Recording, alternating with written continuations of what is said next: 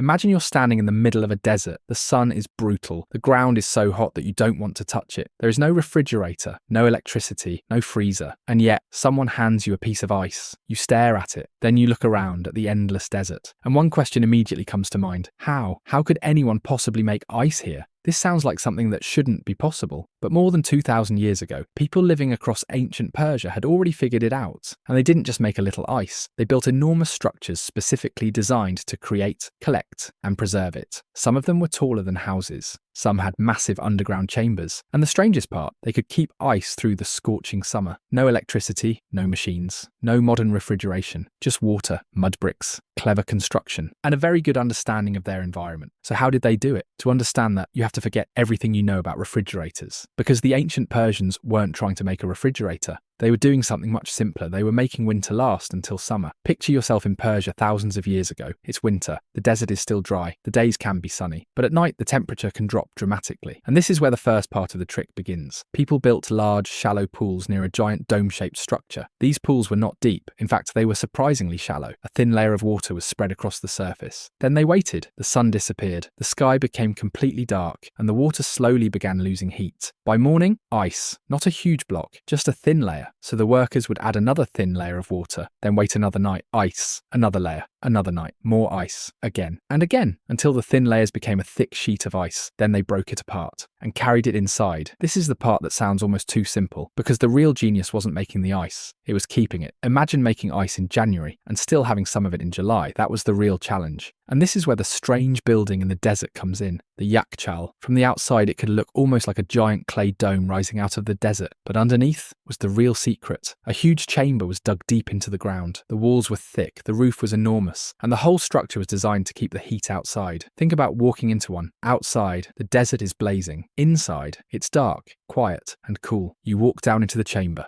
and there it is. Ice, massive blocks of it, stacked inside a place where, from the outside, you would never expect to find anything frozen. The building wasn't just a storage room. Almost every part of it had a job. The thick walls helped keep the heat out. The underground chamber stayed naturally cooler than the surface. The tall dome helped protect the interior from the brutal desert sun. And shading walls were sometimes built beside the ice-making pools so that the water could remain protected from direct sunlight. The entire structure was basically working together. No electricity, no compressor, no complicated machine. The building itself was the machine, and there is something even more impressive about that. The people who built these structures didn't have thermometers telling them exactly what temperature the water needed to reach. They didn't have modern insulation. They didn't have computer simulations. They simply understood their environment. They knew when winter nights were cold enough. They knew where to dig. They knew how thick the walls needed to be. They knew how to protect the ice from the sun. And they passed that knowledge down, generation after generation. But there's a question you might still be asking. Why did they even need ice? Because to us, ice is everywhere. Open a freezer, take out a cube, done. Back then, ice was a luxury. It could be used to cool drinks. It could be used in foods and desserts. And in Persian culture, chilled foods became part of a much larger tradition. One famous example is faluda, a cold dessert made with thin noodles and sweetened liquid. Imagine eating something cold and refreshing in the middle of a blazing Persian summer. That wasn't something you could casually make whenever you wanted. It required planning, water, labor, storage, and ice that had survived the journey from winter into summer, so the ice itself became valuable, and that meant the people responsible for it had a serious job. They had to protect the supply, because once summer arrived, there was no easy way to make more. Think about that. You can't just turn on a freezer.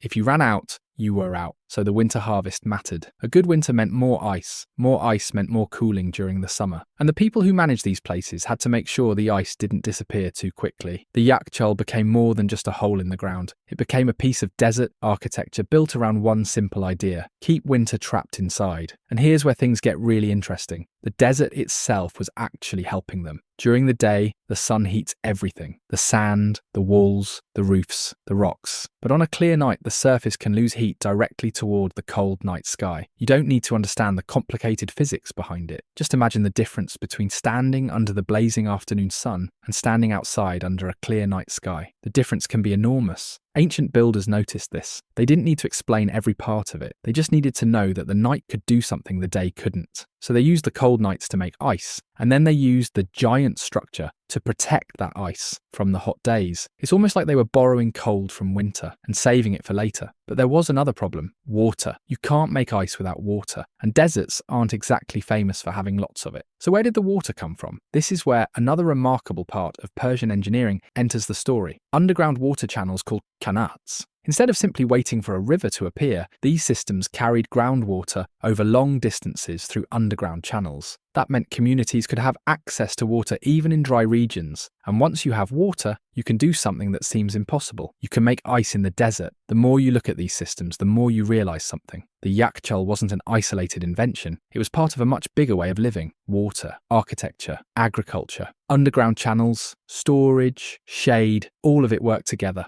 The desert wasn't defeated, it was understood. And that may be the most impressive part, because imagine being one of the people who built one of these structures. You don't know anything about electricity. You don't have modern engineering software. You don't have a factory producing perfectly measured materials. You have mud bricks, straw, water, stone, wood, and your own experience. Yet you build something that solves a problem people thousands of years later still struggle with, keeping things cold. And you don't just build a small box, you build a giant dome in the middle of a desert. People walking past it might have wondered what it was for. From the outside, it doesn't look like a refrigerator. It looks like some enormous ancient monument. But underneath, there's ice. Now imagine it's the middle of summer. The desert is burning. The air is hot. The ground is dry. People are exhausted from the heat. Then someone opens the entrance to the YAKHCHAL. You walk down, the temperature changes, the light disappears, the walls surround you, and somewhere in the darkness, winter is still alive. Blocks of ice that were created months earlier are sitting there, waiting. That ice has survived an entire season. It has outlived the cold that created it, and now it is being used when the world outside is at its hottest. That's not magic, it's planning. But there's one thing people often get wrong when talking about this. The ancient Persians weren't standing outside in the middle of summer and somehow freezing water under the desert sun. That's not what happened. The trick was timing. They made the ice during the cold part of the year. Then they protected it. The real invention wasn't some magical way to freeze water. It was a system for moving cold through time. Winter produced the ice. The YAKHCHAL protected it. Summer used it. And suddenly, the impossible becomes surprisingly simple. But simplicity doesn't make it less impressive. It makes it more impressive. Because sometimes the greatest inventions aren't the ones with thousands of moving parts. They're the ones where someone looks at a problem, looks at the world around them, and realizes the answer has been sitting there the entire time. The desert has cold nights. Use them. The ground is cooler underground. Use it. The sun is powerful. Block it. Water freezes in winter. Save it. That's the whole idea. And it worked. These ice houses remained part of Iranian life for centuries. Some continued being used until modern refrigeration became widely available in Iran during the 20th century. That means this wasn't some forgotten experiment that failed. It was a working technology, a technology people relied on for generations, and some of the structures were enormous. In places like central Iran, giant domed ice houses still stand today. Some surviving domes reach around 18 meters high. That's roughly the height of a 6-story building. Just imagine seeing one in the middle of the desert, a giant dome, no electricity cables, no air conditioning units, no modern machinery. And underneath, ice. It's almost like finding a refrigerator the size of a building, built before electricity existed. But perhaps the most fascinating thing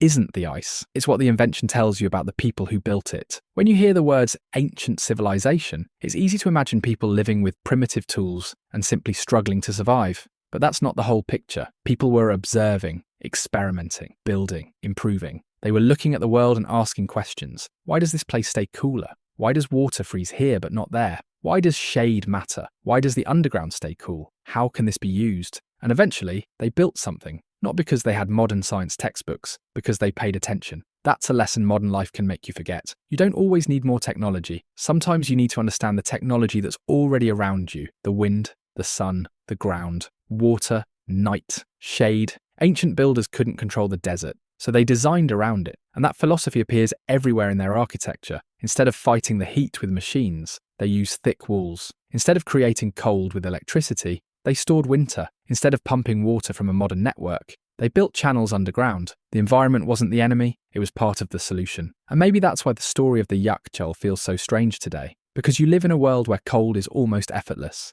You open a refrigerator, you press a button, you buy a cold drink, you fill a freezer. You never think about where the cold comes from. But for most of human history, cold was something you had to earn. You had to wait for winter. You had to collect it. You had to protect it. You had to save it. And thousands of years ago, in one of the hottest environments on Earth, people figured out how to do exactly that. So the next time you open your freezer and grab a piece of ice without even thinking about it, remember the strange building in the desert, a giant dome surrounded by heat, an underground chamber filled with winter, and people who looked at a desert and somehow thought, we can make ice here. Because they didn't have electricity, they didn't have refrigerators, they didn't have modern technology. They had something much older. They understood the world around them. And sometimes that's all an invention really is. Not forcing nature to do something impossible, just learning what nature is already willing to do and finding a way to save it for later.